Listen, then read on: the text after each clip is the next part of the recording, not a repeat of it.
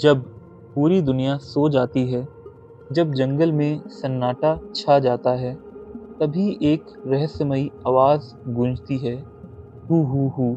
अंधेरे में चमकती दो आंखें, बिना आवाज़ उड़ते पंख और तेज निगाहें। यह है उल्लू, रात का राजा, ज्ञान का प्रतीक और कई रहस्यों से भरा जीव।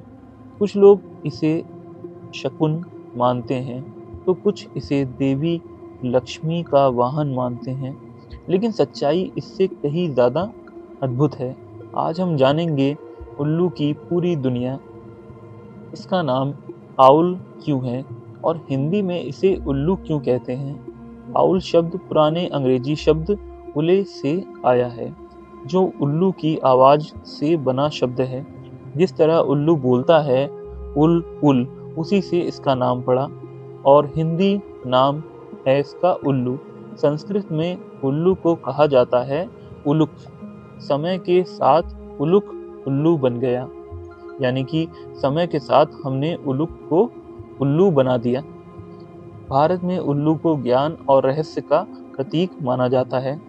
इसकी पहचान बड़ी गोल आंखें, मुड़ी हुई तेज चोंच, चौड़ा गोल चेहरा, बेहद मुलायम पंख और गर्दन लगभग 270 डिग्री तक घूम सकती है। उड़ते समय उल्लू आवाज नहीं करता और पंजे बहुत मजबूत होते हैं इसके। उल्लू की दृष्टि इंसान से 10 गुना ज्यादा तेज होती है। ये कहाँ पाया जाता है? क्या भारत में पाया जाता है? उल्लू लगभग पूरी दुनिया में पाया जाता है। सिर्फ अंटार्कटिका छोड़कर भारत में भी उल्लू की संख्या 30 से ज्यादा प्रजातियां तक होती हैं। यानी कि भारत में उल्लू की संख्या, क्षमा कीजिए, भारत में भी उल्लू की 30 से ज्यादा प्रजातियां पाई जाती हैं। यह पाया जाता है जंगल, रेगिस्तान, शहर और पहाड़, इसके अलावा खेत में। यह कितनी उम्र तक जी सकता है?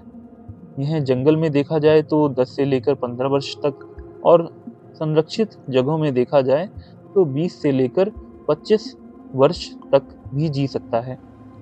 कुछ बड़ी प्रजातियां 30 साल तक जीवित रहती हैं। ये धरती पर कब से है?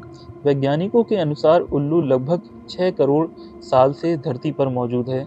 डायनासोर के बाद भी ये जीवित रहे। इसका भोजन है चूहा, सांप, कीड़े, छोटे पक्षी और मछली। एक उल्लू एक रात में 5 से लेकर 10 चूहे खा सकता है। इसकी पसंद और नापसंद। इसकी पसंद है शांति, अंधेरा, ऊंचे पेड़ और अकेलापन, और इसकी नापसंद है शोर, तेज रोशनी और इंसानी भीड़। इसकी खासियत और कमजोरी।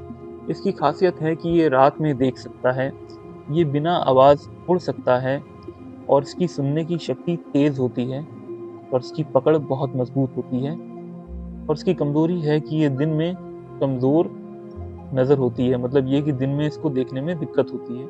इसके अलावा अंधविश्वास के कारण शिकार, यानी कि लोग उसको अपशकुन मानते हैं ना, तो अंधविश्वास के कारण इसका शिकार किया जाता है। इसके अलावा पेड़ों की कटाई। क्या ये पेड़ और जमीन दोनों जगह रह सकता है? हाँ, उल्लू पेड़ और जमीन दोनों जगह रह सकता है। दिन के समय उल्लू अक्सर ऊंचे पेड़ों, चट्टानों, पुराने मकानों या मंदिरों की छतों पर आराम करता है। वह खुद को पत्तों से छुपा लेता है ताकि दुश्मन उसे देख ना सकें। रात के समय शिकार करने के लिए यह जमीन के पास उड़ता है। चूहे, सांप, कीड़े पकड़ता है। कुछ उल्लू जमीन पर घोंसला भी बनाते हैं। उल्लू प्रकृति का सफाई कर्मचारी है। चूहों की संख्या नियंत्रित करता है, किसानों की फसल बचाता है, बीमार जानवरों को खाकर बीमारी फैलने से रोकता है और खाद्य श्रृंखला संतुलित रखता है। अगर उल्लू ना हो तो चूहों से खेती बर्बाद हो जाएगी। क्या ये इंसानों का दोस्त बन सकता है? उल्लू शांत और डरपोक होता है। इंसानों पर बिना वजह हमला नहीं करता। अगर सम्मान से रखा जाए तो भरोसा कर सकता है। कुछ लोग घायल उल्लू को बचाकर दोस्त बना लेते हैं। यह पालतू जानवर नहीं है, ज़्यादा छिड़ने पर हमला कर सकता है। यह अपनी रक्षा कैसे करता है? ये तेज उड़ान भरकर, यानी कि तेज उड़कर भाग जाता है। दूसरा ये कि इसके पंजे बहुत मजबूत होते हैं और ये ज़रूरत पड़ने पर चोंच से हमला कर सकता है। इसके अलावा रंग से छुप जाना, यानी कि ये अपने रंगों को अपने बचाव में यूज़ करता है। दूसरा ये कि डरावनी आवाज़ निकालकर दुश्मन को डरा देता है। इसका परिवार: उल्लू जीवन भर एक साथी के साथ रहता है और 2 से लेकर 6 अंडे दे सकता है। बच्चे 1 महीने में उड़ना सीखते हैं और माता-पिता मिलकर बच्चों को पालते हैं। हम इससे क्या सीख सकते हैं? हम इससे सीख सकते हैं धैर्य, दूसरा है ध्यान लगाना, तीसरा है शांति, चौथा है समझदारी और पाँचवा है कि समय की कीमत जानना।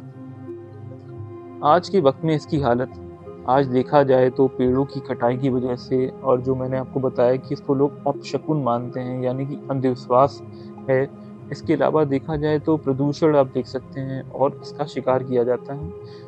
इसकी वजह से कई प्रजातियां खतरे में हैं। हम इसके लिए क्या कर सकते हैं? हमें पेड़ लगाना चाहिए, जागरूकता फैलानी चाहिए, उल्लू को नुकसान नहीं पहुंचाना चाहिए, घायल पक्षी की मदद करनी चाहिए, बच्चों को प्रकृति से जोड़े रखना चाहिए। और उल्लू हमें सिखाता है कि खामोशी में भी ताकत होती है, अंधेरे में भी रोशनी होती है। और आज का सुविचार है, जो शांत रहकर सही समय का इंतजार करता है, वही जीवन में सबसे ऊंची उड़ान भरता है। धन्यवाद।